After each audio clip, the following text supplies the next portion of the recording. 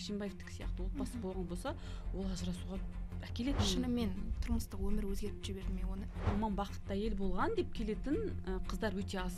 Ер адамның жасап атқан тірлігін емес, жасамаған тірлігін көріп бастауы да мүмкін да енді. Ер адам мен әйел адам тең, әйелдің өзінің жеке шекарасы бар деп. Санасыз еркектен қалай өзіңізді төмен ұстайсыз? Бірінші әйел нені қате жасап жүр, екінші әйел нені дұрыс жасап жүр. Әйел ғана сүйрей беруге болмайды. Сол екі дұға аузымнан түспейтін. Көбінесе ата енесімен тұратын ер адамдар бала позициясына қап қояды. Өзінің проблемасын күйеуімен шеше алмағаннан кейін балаларын кістіріп қойған. Мен келгенге дейін олардың иттері тамақ ішпеген ба? Баланың өміріне осындай қиянат жасамау үшін өзімен жұмыс жасау керек.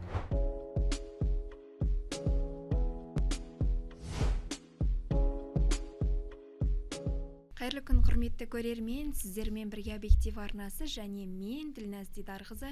Біздің подкастымызды көру үшін алдымен арнаға жазылуды ұмытпаңыз. Бүгін студиямызда қонақта психолог Санира Шаймұрат. Санира ханым, қош келдіңіз. Енді біз бүгін қоғамда қызу талқыланып жатырған тақырыптарды қозғағымыз келеді. Көз алдымызда қазір Қуандық Бишімбаевтың соты өтіп жатыр. Тек қана Қазақстан емес, әлем көріп отыр осы сотты. Бұл сот бір Қазақстанның имиджінде көрсетіп тұрған секілді. Енді өзіңіз қалай ойлайсыз? Көптеген әйелдерді қабылдап жатырсыз. Әлі күнге зорлық, зомбылық көріп жүрген қыздар алдыңызға келіп жүр ме? Қалай шешімін тауып жүрсіз? Иә, бұл қазіргі қоғамның нөмір бір проблемаларының бірі. Отбасылық институт десем екен, бізде әлі дұрыс емес.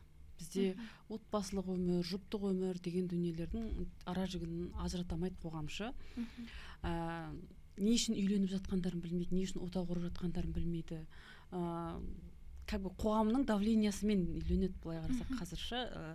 Уақыт келді, жас келді, семья құру керек, бала табу керек деген сияқты. Бірақ оның ар жағындағы жауапкершілікті көп адамдар түсінбейді.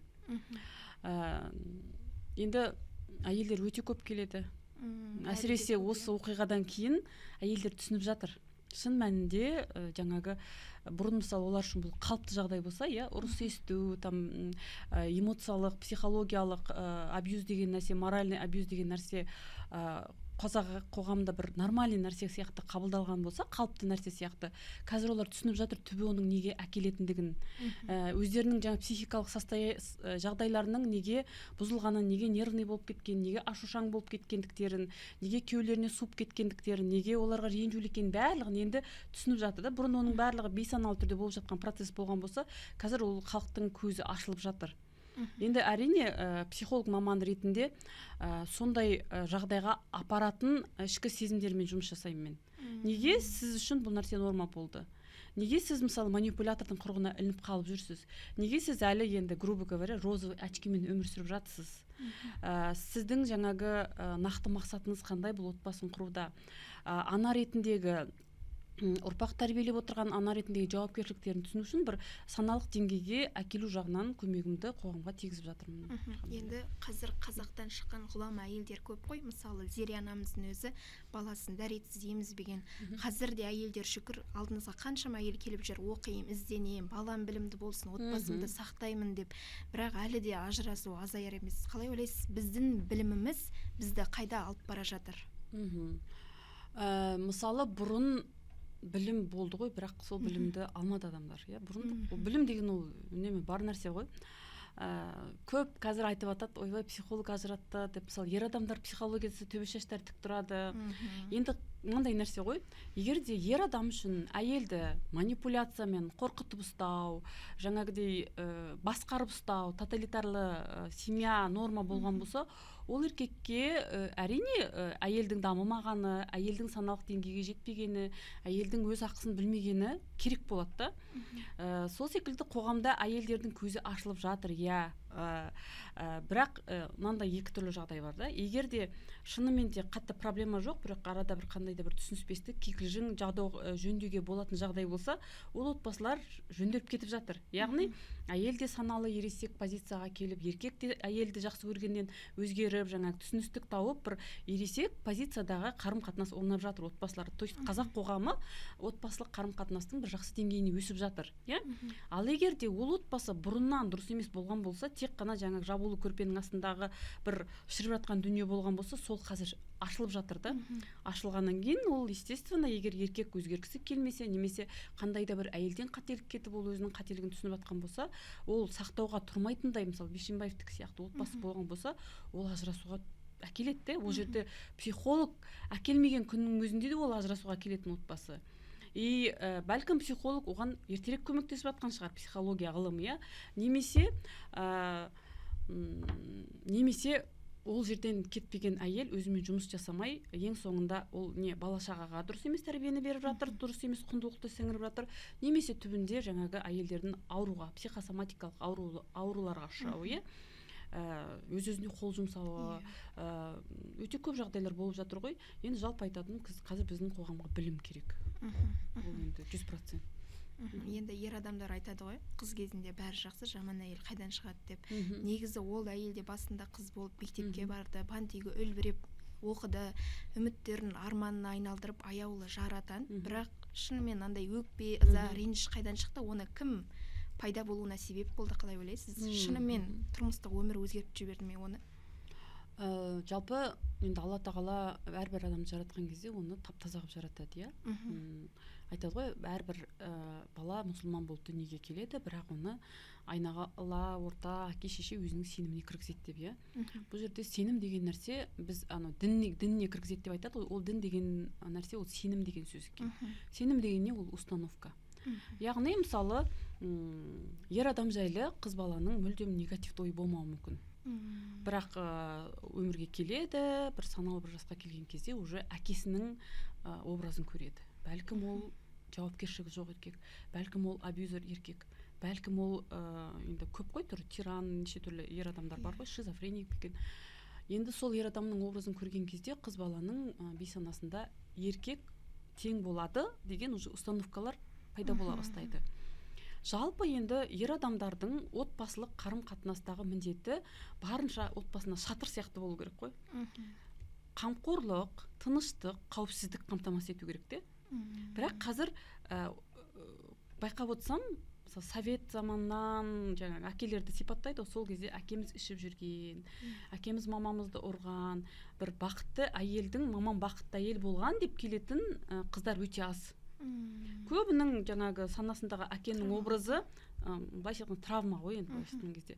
Бұл әке деп елестеткен кезде ол бір үйдің крышасы сияқты емес, бір басып кететін, құлап кететін бірдеме сияқты көрген, үреймен өскен. Енді қыз бала ер адамның образында жаңағы қауіпсіздікті түсінбеген кезде, еркек қауіпсіздік, ол қорған болу, ол защита деп қабылдамаған кезде, енді міндетті түрде ол әйелдің бейсанасында қандай қалыптасады установка?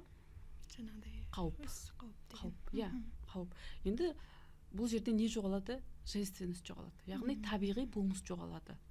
Үнемі бір қауіпті күтіп өмір сүру, үнемі защитный механизммен өмір сүру, ол әйелдің өз-өзін үнемі бір андай болады ғой, агрессияда ұстауына келеді.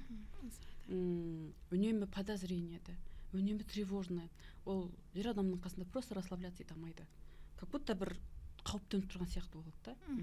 Сенім кетеді. Тіпті мысалы Салтанаттың оқиғасында, бұл Салтанат енді өте сондай бір мамыражай, сондай отбасында өскен қыз, нәзік та.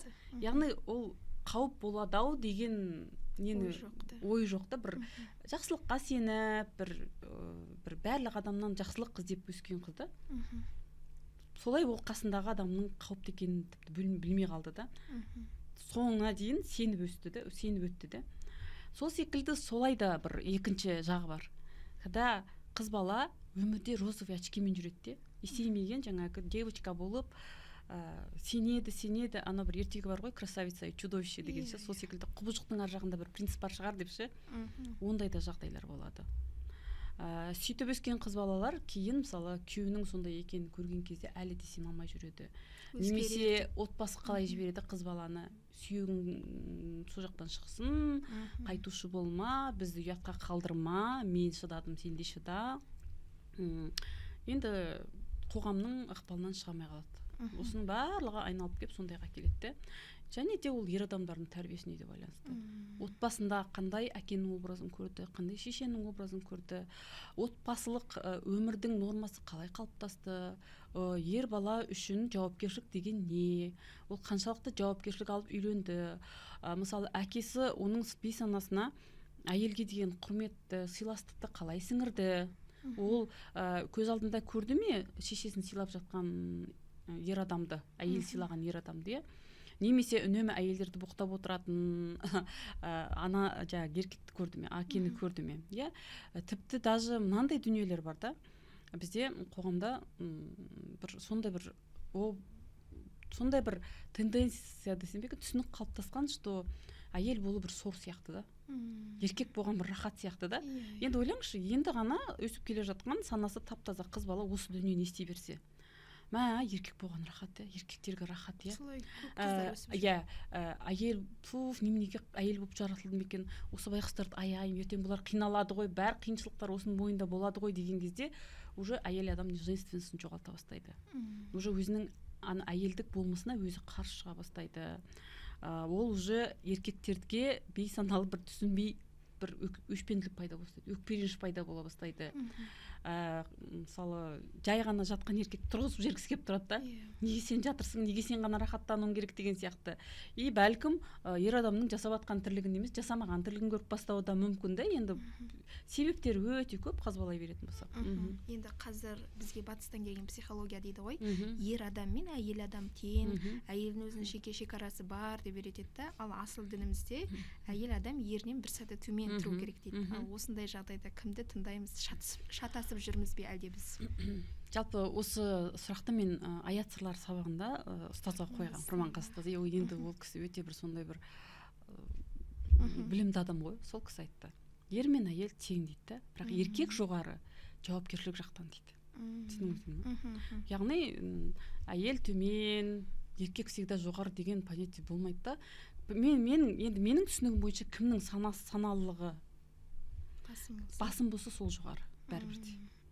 Енді сіз санасыз еркектен қалай өзіңіз төмен ұстайсыз? Оның мүлдем понятиясы жоқ болса, оның понятиясы тек ұру, боқтау, айғайлау болса, балалардың көзіне түссе қысым көрсетіп, сен оны қанша сыйлайын десең де сыйлай алмайсың ғой. Сол үшін айтатыным, егер ер адамды шынымен әйел жоғары қойсын десек, онда қоғамда ер адамдар білім жағынан, тәрбие жақтан, мәдениет жақтан өздерін жоғары көрсету керек та. Вот сол кезде ол бәрі логично болады. Енді күнде күйеуінен жаңағыдай зорлық-зомбылыққа ұшырап жүрген қыздар бар, немесе күнде күйеуі үйге сыйлықсыз келмейтін, бар махаббатын төгетін де отбасы бар. Жаңағы бірінші әйел нені қате жасап жүр, екінші әйел нені дұрыс жасап жүр. Енді бұл жерде тек қана әйелді де қате жасап жүр деп айта беруге болмайды. Бұл жерде опять жаңа ғой, балалық шақтан жиналып келетін бейсанадағы установкалардың букеті да, енді ол жерде еркек тәрбиелі болған болуы мүмкін, еркек оны көріп өскен болуы мүмкін, гүл сыйлауды, енді өзімнің мысалымнан келтірсем, мысалы менің отбасымда папамнан кейін үш інім бар, біреу, оның егіз інім бар. Менің есімде қалғаны сол егіз інілерімді папам, мысалы 8 март болсын, мамамның туған күні болсын, ауылда өзі 2-ақ дүкен бар, біреу мамамның дүкені, біреу тағы сол екінші дүкенге таңертең ертіп барады да, сол жақтан анау искусственный гүл болсын, ауылда енді не жоқ қой, сатпайды ол букет. Искусственный гүл болсын, духи болсын, коробка шоколад болсын, көздерінше ертіп барып апарып мамама сюрприз жасайды да. Енді оны көріп өскен інілерім үшін бұл норма. То есть әйел деген кезде 8 март туған күн дегенде бұлар міндетті түрде ойланбастан ел не дейді демейді, там анау ренжіп қалады, мынау ренжіп қалады демейді, алады да просто гүлдерін, подаркаларын сыйлайды да. Бұл қалыпты норма. Түсініңіздер бе? Ал егер де ондайды көрмеген еркек болса, сіз оны қанша жерден мотивация берсеңіз де, қанша жерден десеңіз, ол оны жасамауы мүмкін, ол өзінің установкалар болса. Но кейде болады, жаңағыдай екеуі өздерімен жұмыс жасап, саналық деңгейге жетіп, бір-бірінің тілін тауып, тыңдап, естіп үйренген кезде, ол нәрседе әдетке айнала бастайды. Ол әрине отбасылық өмір деген ол жұмыс қой. Мен мына жақтан келдім, мен аны көрген жоқпын, мынаны көрген жоқпын. Енді қалай болса солай мені қабылда дегендей болмайды да. отбасы болдыңыздар ма, яғни екі жақтан да жұмыс болу керек. Тек қана бір жақты әйел ғана сүйрей беруге болмайды. Бір жақты еркек те ғана жұмыс жасай беруге болмайды. Жауапкершілік. Ересек позициясы деген сол, себебі екі адам қосылып ұрпақ тәрбиелейді. Балаларға үлгі болады.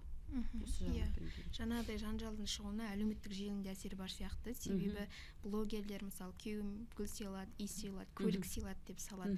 Сондай өмірден әйелдер өзін қалай алып шығу керек? Енді бірінші айтатын дүние, ол блогерлар әлеуметтік өмірде барлығын шынайы сала бермейді. Проблема жоқ, мәселе жоқ, сондай өмір, Енді әлеуметтік өмір деген ол қандай? Әлеуметтік өмір деп тұр ғой. Шынайы өмір, әлеуметтік өмір деген. Әлеуметтік өмірде көп адамдар не? Просмотр, хайп, ол бір бизнес. Естественно, барлығын әдемі қылып көрсетуге тырысады, жоқты барып көрсетуге тырысады. Енді ол не означает, что отбасы болғаннан кейін ыдыс-аяқ сылдырамай тұрмайды деген нәрсе. Бұл біріншіден. Екіншіден, сыйлық деген нәрседен гөрі мен айтайын, сыйластық деген дүние маңыздырақ қой.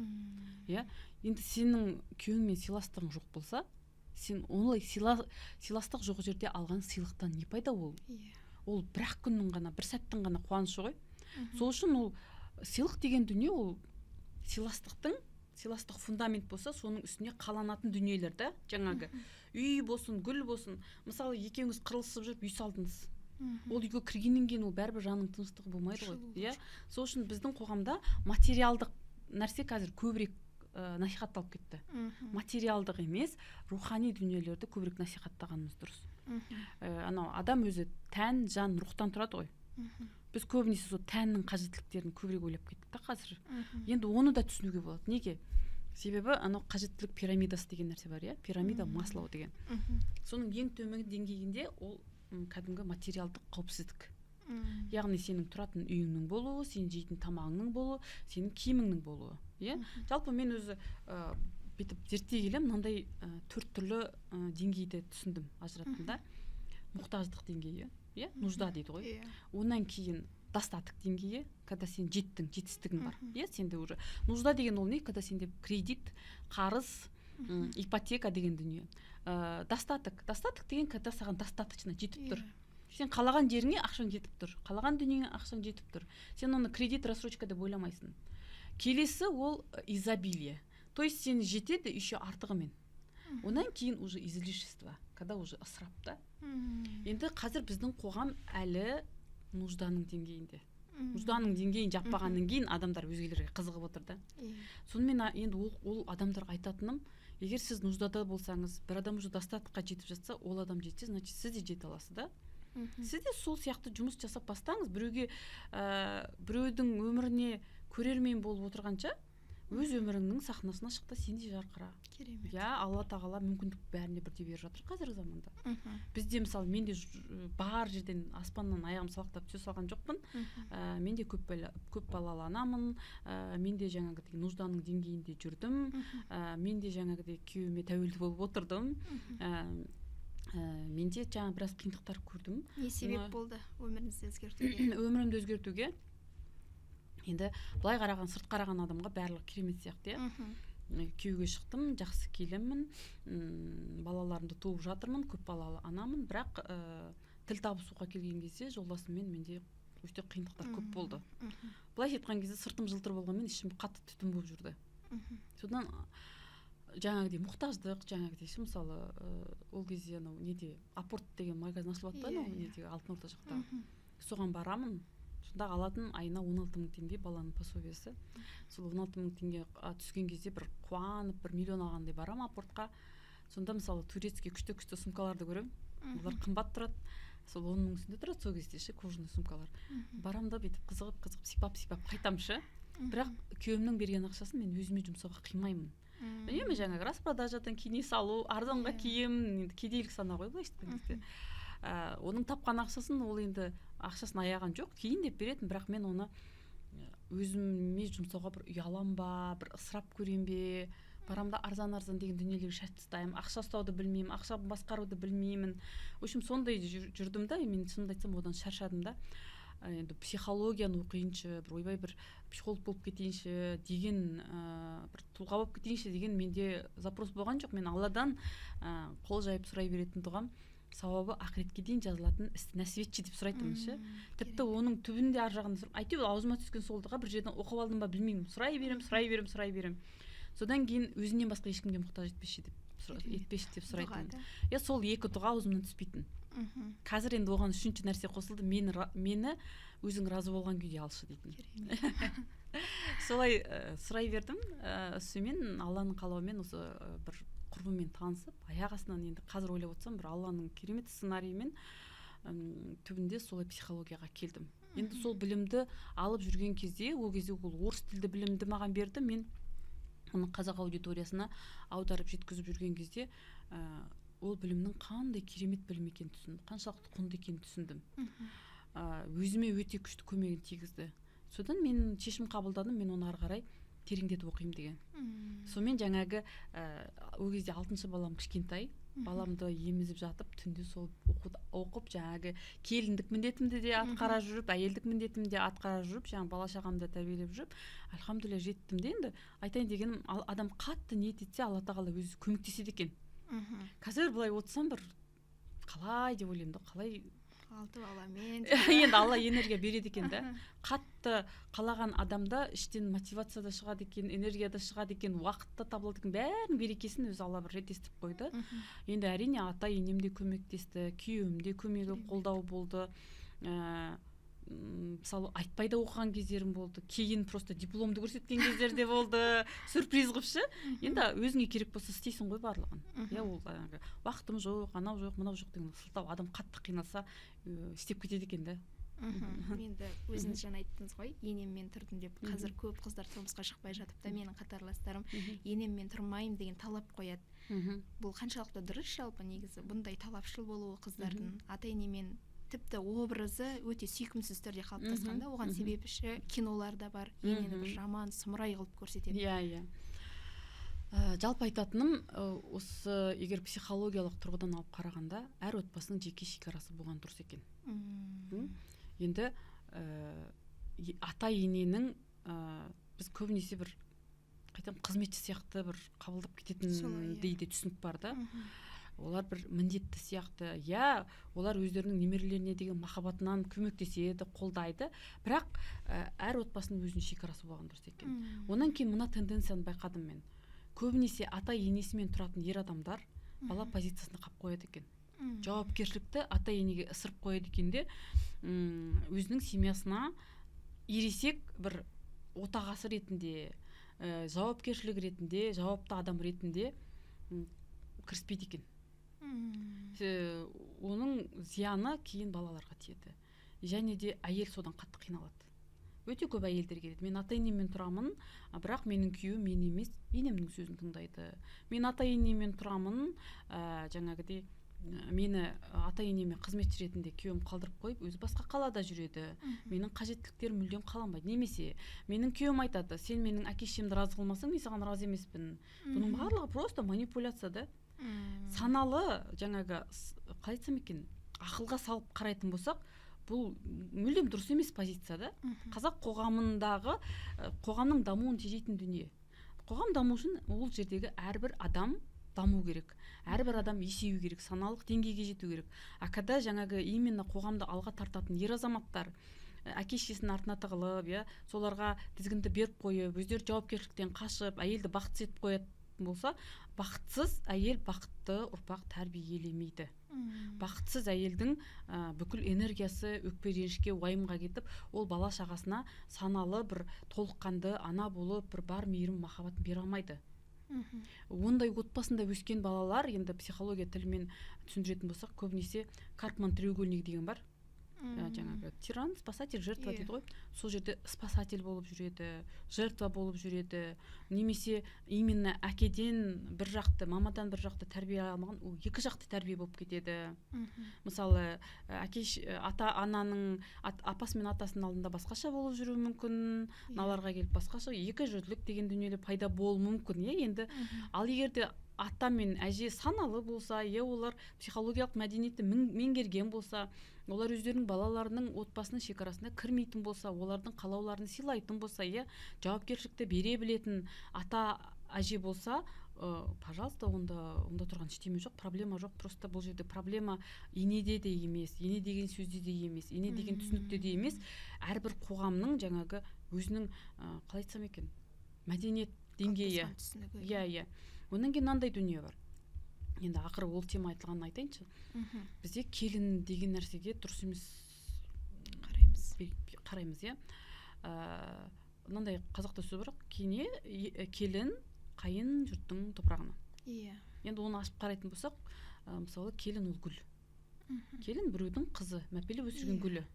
Ол қайын жұрттың топырағына барып отырғызылады. Енді қараңыз, гүл топырақты өзгертеді ме, әлде топырақ гүлді өзгертеді ме? Топырақты. Иә. Ал бізде қалай қарайды, ана келе жатқан гүлге қарап отырады да, сен қашан біздің топырағымызды өзгертесің деп ше. Енді ол изначально шіріген топырақ болса, былайша айтқанда, грубо говоря, егерде ол жерде өздерінің араларында конфликт үнемі, өздері бір-бірінің тілін таппаған, бір-бірімен ашылып сөйлесе алмайтын, сондай орта болса, сондай бір семья, отбасы, сондай бір қоғам болса, ол жерге келген келін не істейді, сол жерге спасатель болып кіріседі. Сол қоғамды жөндеймін деп өзі ең соңында құрып кетуі мүмкін. Енді олар келген келіннен нені талап ете бастайды? Біздің көңілімізден шық, менің ана ұлыммен отношениямды жақсарт. Өзі изначально келін жаңағы анасы мен баласы дұрыс емес болған шығар. Ол неге келін келіп екеуін татуластыру керек? Бұл жерде не жауапкершіліктің жоқтығы ғой? Ақырын ғана келінге ысырып қою деген сияқты нәрсе. Енді келін бала туып жатыр. Ол балаға бере ме энергиясын? Әлде мына жақта ата енесін разы қылуға бере ме? Осыны да ескеру керек қой. Яғни қазіргі менің әйелдерге айтатыным, негізі енені кінәлай бергеннен ол ене өзгермейді. Өздеріңіздің қандай ене болатындарыңызды ойлаңыздар. Қазірден бастап өзіңіздің күйеуіңізбен қарым-қатынасты реттеңіз, бала-шағаңызға қарым-қатынасты реттеңіз, чтобы ертең сіздің үйіңізге келген келін сізден страдать етпесін да. Өзіңіз ұятқа қалып жүрмеңіз, енеңізді кінәлап отырған кезде деген сияқты ғой. Сол үшін қазірден бастап әйелдерге айтатыным, жауапкершілік алу керек. Уже күйеумен ашық сөйлесіп бастау керек. Осыған қатысты кеше ғана бір не болды? Бір видео көрдім да. Видеода күйеу абьюзерді әйелді ренжітеді, әйел үндемейді де, жаңа бүйтіп ренжіп, аузында ашпастан ренжіп былай отырып қалады, жылайды. Екі ұлы бар, екі ұлы әкесін көріп столдың астына тығылады, немесе әкесі кетіп қалған кезде барып мамасын құшақтайды да. И сол видеоны әдемілеп тұрып сабыр деп қойған ғой, атыншы. Мен айтам, бұл жерде сабыр емес, бұл ынжықтық қой, просто элементарный ынжықтық. Енді сол видеоны көрсетіп жатыр да, білмей жылдан кейін ұлдар өскен, әкесі солай келе жатқан кезде жаңағы ұлдар бүйтіп әкенің қолын ұстап қалып, кеудесінен итеріп, мамаларын ертіп шығып кетіп жатыр да. Мен айтам, бұл жерде просто жауапкершілігі жоқ бала позициясы қалып қалған әйел. Өзінің проблемасын күйеуімен шеше алмағаннан кейін балаларын кістіріп қойған. Енді сондай ортада өскен ұлдар қалай болады? Ертең ақыры не болады бұндай тәрбиенің? Ертең екі ұл үнемі шешесінің ғана көңілін ойлап тұратын болады. Ертең олар үйленген кезде анау ол әйелдің күйеуінің орнын келін алмастырады. Мысалы, бұл жерде ол ұлдарына әкелерін оңбаған көрсетіп қойды ғой, ол өзінің жыртып әкелгенде шаруасы жоқ та, ертең ол келінді солай көрсете бастайды. То есть үнемі мені біреу қорғасын деп отыратын әйелді өз-өзін қорғай алмайды, өзі күйеуімен саналы түрде ашық диалог құра алмағаннан кейін ұлдарының артына тығылып жүрген ене ертең андай ақырын ғана манипуляция жасап, елдің бәрін оңбаған көрсетіп, ұлдарын соларға қарсы қойып отыратын сондай бір әйел болады да. Қайын жұртын қарсы қоятын, мысалшы. Сол үшін ересек позиция өту керек. Мәміле құрып үйрену керек. Ересек саналы диалог құрып үйрену керек біздің қоғамға қазір. Барлығы әйтеу бір-біріне іштерінен ренжіп, бір-біріне айта алмай сырттарынан сөйлеп, сөйтіп жүрген бір қоғамда дастарханның басында бір-бірімен ашық сөйлесе алмайды. Бүйтіп айта алмайды. Бүгін мынау болды, мынандай жағдай болды, мынау маған ұнамады. Мынаны өзгертші, мынандай қарым-қатынас жасамашы, мынау маған ұнамайды деп айта алмайды. И кім страдать етеді? Сол тәрбиені көрген бала страдать етеді. Ал ер баланы айттық қой, қыз бала сол анасының тағдырын қайталауы мүмкін бе? Әрине, өте мүмкін. Тіпті мынандай да жағдайлар болады. Егер де қыз бала мамасының үнемі бақытсыз, жаңа страдать етіп жүргенін көрсе, бейсаналы түрде женская солидарность деген бар, лояльность деп айтады. Мен де терапияға келетін әйелдерден көп сондай жағдай выявляться етіледі, шығады, мамамның алдында бақыттырақ болуға қорқамын, өзіме рұқсат бермеймін. Менің мамам өмірі қиналып жүрді, ол ешқашан жарқырап киінбеді, жарқырап күлмеді, мен оның алдында қалай бақыттырақ болып жүремін. Даже бір сондай бір менде бір клиентка болды, ол басқа шет мемлекетте тұрады екен. Содан әке шешесін құтқарамын деп соның бәрі жағдайын жасайды. Олар кредитта болады да белшесінен. Шетелге барып 7 күн демалмай әкеле шешесінің қарызын жабады, кредитін жабады, машинасын әпереді, үйін сап береді, ішін мебельге толтырып, техникаға толтырып береді. Содан енді демаламау деген кезде әке шешесін істейді. Машинаны сатып жіберіп, қайтадан кредитқа кіреді. Енді бұл жағдай жақсы, кәдімгідей ақшасы көп ер адамға тұрмысқа шықтым дейді. Біраз уақыттан кейін менің күйеуім дейді, өзінің жұмысы тоқтап, біз қарызға кіре бастадық дейді. Бұрын мысалы мамам звондаған кезде мен көмектесе беретін дейді, ақша аударып жүреді. Мамам үнемі тек ақша сұрап звондайды маған дейді. Енді қазір қарап отырсам дейді, мен мамамның алдында қараш мама, менде де ақша жоқ, өзім қиналып отырмын деп айту үшін бейсаналы түрде осындай ситуацияға өзім түскен сияқтымын дейді. То есть мен мамама жоқ деп айта алмайды екенмін дейді. Мама, ақшам жоқ деп прямой айта алмаймын дейді. А тут мне выгодно дейді.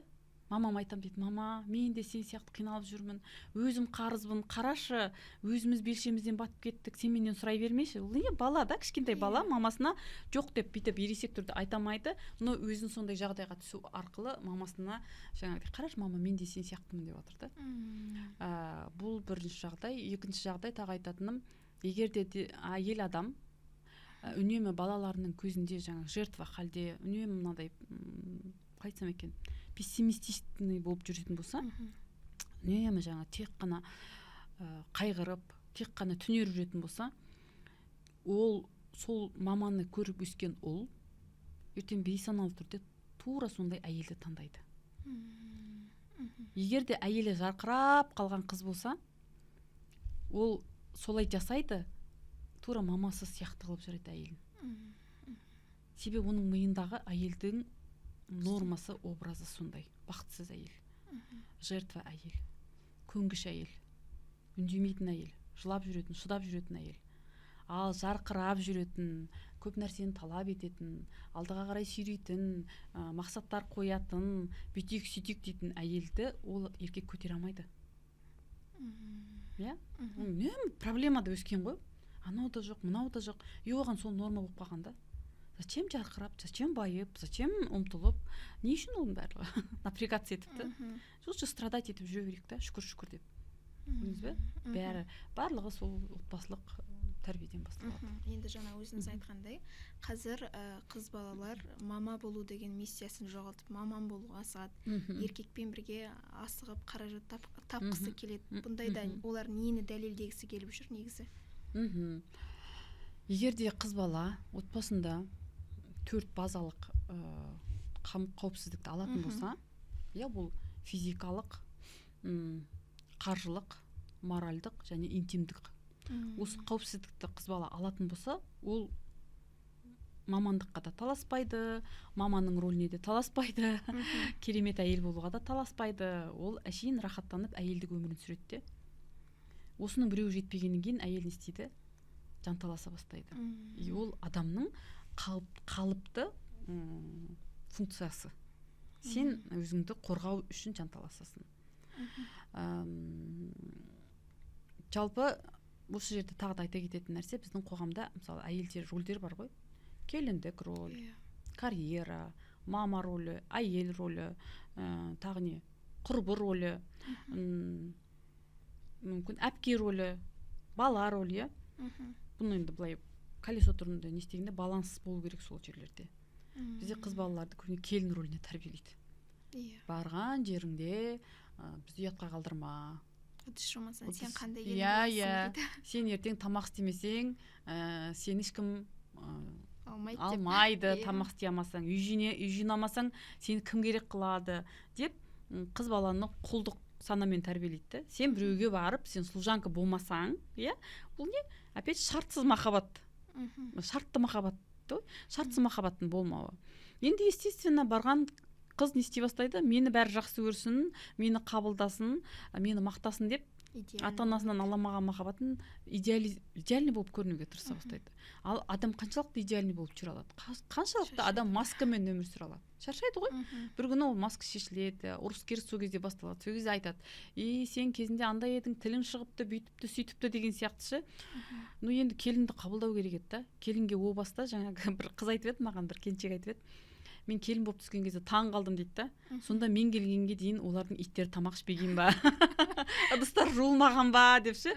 Как будто бір мені күтіп отырғандай болды дейді. Бәрі қуанып, мен келген күннен бастап бәрі бөлмелеріне кіріп түгел маған тастады да, сондай болып қалды дейді. Енді жаңа сіз бағана бір сұрақ қойдыңыз ғой, үйленбей жатып қыздардың шарт қоюы қалыпты ма? Осы үшін негізі ол қалыпты. Ол уже қыз балалардың саналылық деңгейін көрсетеді де. Мен қайда бара жатырмын? Менің барған кезде мен не күтіп тұр? Не сюрприз болмай ма?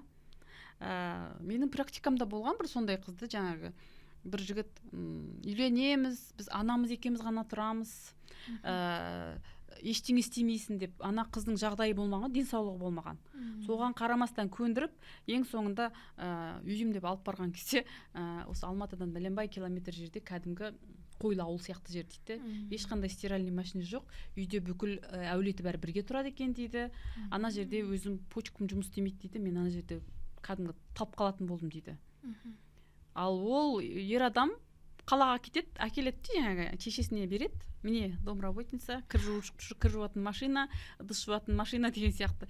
И өзі қалаға барып шоу бизнестің бір шетінде жүрген бір некен, өзі әдеміленіп киінеді, өзі қыдырады дейді, мен даже қалымды сұрамайды дейді. Енді содан ол қыз қашып тапқан, құтылыпшы. Сол үшін айтатын, қыз балалардың тұрмысқа шықпай тұрып саналы болғаны, бұның бәрін білгені, алдын ала келіскені, ол өте дұрыс нәрсе. Шындық айтылу керек. И соны көтере алатын, соған жауапкершілік алатын ер адам шамасы жетсе, ол қызды өзіне жар етіп алады да, ары қарай аманатқа қиянат жасамай қарайды. Ал егер оған шыдамайтын болса, онда ол жігіт өзінің проблемасы. Сонда қыз бен жігіт бір-бірін тану үшін тағы да қандай сұрақтар қою керек? Танымаған соң шығып жатырған шығар мұндай проблемалар. Сұрақтардан бұрын енді сұраған кезде ол адамдар әдемілеп ауызбен айта береді ғой. Жалпы байқау керек, құндылығы қандай? Өзін қиын жағдайда ол қалай ұстайды? Сабырмен шеше біледі ме, білмейді ме? Қаншалықты қыз баланың қажеттіліктерін көтере алады? Тек қана ауызбен уәде беріп қойып жүре береді ме? Проблеманы қандай шешеді ол? Адамдармен конфликте ситуацияларды өзін қалай ұстайды деген сияқты. Даже мынандай ғой, мысалы, сіз біреудің, мысалы, менде өзімде 4 ұл бар да, қазірден бастап ұлдарыма айтамын да. Егер де сені әйелің сыйласын десең, былай деп айтамын. Әйелдің ақылды болғанын қалайсың ба, ақылсыз болғанын қалайсың ба? Ол айтады, ақылды болғанын қалаймын. Сол ақылды әйелдің сені сыйлағанын қалайсың ба? Қалаймын. Онда өзің ақылды болуың керек. Өзің ақылсыз болып, біреудің білімді қызына кеп, оқыған қызына кеп, сен кіріңді жуып қоймайсың ғой. Сен қиянат жасайсың да. Ол да өйткені Алланың жаратқан тұлғасы да, болмысына Алла тағала қанша қабілет беріп, саған қосып қойған кезде сен оны оқытпай, тоқытпай, ешқайда жібермей қамап қойып, тек қана бала тудырып, кір жуғызып қоятын болсаң, онда сен қиянат жасаған. И қазір қоғамда ер адамдар соны түсіну керек. Алайын деп тұрған қызыңды үйіңе әкелейін деп тұрып, балаларыңа жар етейін деп тұрған әйелге сен қаншалықты жағдай жасауға дайынсың? Қаншалықты оның оқуына, тоқуына, ішіп жеме, киіміне сен жауапкершілік алуға дайынсың? Егер дайын емес болсаң, онда қиянат жасама. Жауапкершілік ақыретте де. Керемет. Енді қазір ұрандатып жүрміз ғой, әйел өзгерсе әлем өзгереді деп, бірақ күйеуі игроман, ішкіш болса да шыдап отырған әйелдер бар. Шаңырағымды шайқалтпайын, балаларымды жетім қылмайын деп. Енді әйелдер қашанға өзгереді, ал еркек қашан өзгереді? Пока әйел удобная, еркек өзгермейді. Ал удобный әйел позициясынан қалай шығамыз? Удобный әйел позициясынан шығу үшін, удобный деген ол қандай? Лишь бы ана адамға жақсы болса болды, маған неудобно бола берсе болды. Маған жарайды деген. Маған жарайды, маған пойдет дегенше. Яғни бірінші өзіңнің қалауларыңды түсініп бастауың керек. Маған қай жерде жарайды, қай жерде жарамайды. Қай жерде мне комфортно, қай жерде маған дискомфортно. соны ашық айтып бастаған кезде әйел не істейді, неудобный бола бастайды. И неудобный әйелді жаңағы егер де еркек абьюзер болса не істейді, манипулировать етіп бастайды. Сен өзгеріп кеттің, сен құтырып кеттің, сен мүмкін андай да нәрселер болады да, манипуляция. Сен басқа біреу тауып алған шығарсың. Әйел сондай кезде ақталып бастайды. Егер сен кінәлі болмасаң, ақталма. Негізі жаңағы абьюзер еркектер, олар әйелді эмоциялық качелияға апарған жақсы көреді. Себебі ол эмоциялық качелиядан сол жерден ол қорек алады да, ана әйелді бүйтіп не істегеннен. Әйел егер ақталмайтын болса, ішкі күйі тұрақты болатын болса, мынандай ровный да, жаны тыныш, жаңағы эмоцияға, манипуляцияға ілінбейді, чувство винаға кірмейді, ол қорқпайды. Ойбай, мен күйеуімнен айырылып қаламын ғой, айтем бүйтем. Егер былайша айтқанда саналы әйел, эмоциялық тұрақты әйел, ол жаңағы манипулятордың құрбаны болмайды да. Былайша айтқан кезде ол манипуляцияға ілінбейді. Өзін бағалайтын әйел. Бәлкім сол кезде егер ер адам ол әйелді бағаласа, ол әйелді жақсы көрсе, семьясын түсінетін болса, қадірін өзгеріп бастауы мүмкін. Ал егер еркек оны осознавать етпейтін болса, ол жаңағы Бишімбаев сияқты только я прав деп отыратын болса, ол әйел қанша жерден өзгерсе де, ол еркек өзгермейді. Ондай жерде просто қашып құтылу керек ондай еркектен ше. Енді психологқа алдына қаншама адамдар келеді. Қазір психологияға да көзқарас тұрақталып жатыр ғой. Енді өзіңіздің алғаш барған психологыңыз есіңізде ме? Қандай себеппен барып едіңіз? Мынадай сұрақ жетіспейтін шығар. Жалпы психологияға келген кезде мен айттым ғой, психология деген мамандықты ойлаған жоқпын. Мен Алланың қалауымен жаңағы дұғама жауап ретінде психологияға келіп қалдым. Кейін психологқа барудың маңызды екенін түсінген кезде мен уже психологқа бара бастадым. Барған кезде жаңағы неге мен ілініп қала беремін манипуляцияға, соны анықтау үшін бардым да. Сол кезде менің түсінгенім, мен хорошая девочка екенмін. Маған 5 деген баға алу керек екен. Сол өзімнің 5 деген баға алғым келген нәпсімнің слабысының құрбаны болып жүрген екенмін. Кейін жаңағы енді терапия барысында түсінесің ғой, что 3 алуға да болады екен, 4 алуға да болады екен. Себебі мен тек 5-ке оқыған қызбын да. Үйдің үлкенімін, жауапкершілігім өте көп. Соны түсінген кезде мен расслабилась. Мен түсіндім, что маған ешкімге ештеңені дәлелдемей-ақ өмір сүруге болатын. И сондай бір жеңілдік пайда болды. Енді қазір адамдар іштегі мұңын, қайғысын досына, дос-жарана, туысына барып айтады, бірақ ол кейін ортаға да шығып кетіп жатады. Ал неге адамдар психологқа бармайды? Неге бару керек? Айтыңызшы осыны. Психологқа бару ол саналық деңгей уже. Ол ересек позициясы. Психологқа бармай-ақ құрбыма айтып шеше саламын деу, ол опять адамды Карпман треугольнигіне түсіреді. Мен жертвамын, мен өзіме ақша қимаймын, мен біреуге барып мұңымды айта салғым келеді. Енді қараңызшы, мен сізге үнемі келіп мұңымды айта берсем, сіз тегін тыңдауға қашанғы шыдайсыз? Сіз қашанғы, былайша айтқанда, мусорный бак болып, біреудің негативін тыңдауға дайын боласыз. Бір күні сіз де жарыласыз, иә? Бір күні сіз менен қаша бастайсыз, бір күні сіз менің тираным болуға да дайын боласыз. Сол үшін айтатыным, психологқа бару деген ол ересек позициясы. Психологқа айтылған дүние ол сол жерде қалады. Біріншіден, екіншіден, ол адам сенің негативіңді тыңдап, саған сұрақтар қою арқылы сені бір қандай да бір жеңілдікке жеткізген үшін, сені бір қандай да бір есеткен үшін, сенің бір ішкі әлеміңмен контактқа түсірген үшін ол адамға ақша төлейсің. Ол адам өзінің жұмысына алады да, яғни ересек қарым-қатынас деген не? Қызметін алу, ақысын төлеу ғой. Иә. Яғни қызметіне ақы төлеп, сырындай, маманға бару. Ал сіз құрбыңызға барған кезде, егер ол маман болмаса, ол не істейді? Ол өзінің проблемасына, өзінің фильтріне түсіріп жіберуі мүмкін. Дұрыс кеңес айтылмауы мүмкін. Сол үшін даму үшін, өмірді өзгерту үшін саналылық деңгейде ересек қарым-қатынаста болу керек. Алдың ба, ақысын төлеп бар. Сені тыңдап отырған адам ол міндетті емес. Үнемі сенің тегін проблемаңды шеше беруге. Ол ол уже мне кажется қоғам бар ғой, ол деңгейден кетіп жатыр қазір. Просто барып шай ішіп өсек айтып, жаңа күйеуін жамандау деген деңгейден кетіп жатыр да. Олар түсініп жатыр, сен егер мен жамандай берсем, значит бұл проблема бар. Бұл проблема, и бұны шешу керек деген деңгейге жетіп жатыр, альхамдулилля. Иә. Енді қазір жастардың арасында суицид өте көп секілді. Мен мектеп кезінде де сондай оқушыларым арасында, өзімнің қатарластарым арасында әлі үлкен өмірге қадам баспаған, отбасылық өмірді көрмеген жастар. Негізі суицидтің көбеюіне үйдегі ата-анамен қарым-қатынаста әсер етіп жатыр ма? Жылулықтың жетпегені ме? Міндетті түрде. Жалпы психологияда 5 түрлі люк деп аталады. Люк, тесік дейді ғой. Ана канализационный люк сияқты. Адам психикасы көтере алмаған кезде, адамға жаңағы сырттан қолдау жетпей қалған кезде, сол люктардың біріне түсіп кетеді. Сол суицид деген сол люктің бірі, өзіне қол жұмсау. Яғни бұл әлемде жаңағы мені қолдайтын адам жоқ, түсінетін адам жоқ, бұл проблеманың шешімі жоқ деп ойлап, жаңағы тыңдайтын құлақ таппаған кезде, қолдайтын адам таппаған кезде, ал жасөспірім үшін ең бірінші қолдайтын адам ол ата-ана болу керек. Енді ойлаңызшы, сіздің сыртта ортаңыз мектепте сізге издеваться етеді, сізді күледі, мазақтайды.